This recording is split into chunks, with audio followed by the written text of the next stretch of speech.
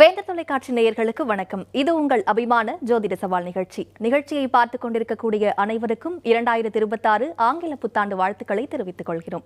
என் சார்பாகவும் வேந்த தொலைக்காட்சி சார்பாகவும் நம் நிகழ்ச்சியில் கலந்து கொண்டிருக்கும் ஜீவநாடி ஜோதிடர் பாபு ஐயா சார்பாகவும் வாழ்த்துக்களை தெரிவித்துக் கொள்கிறோம்.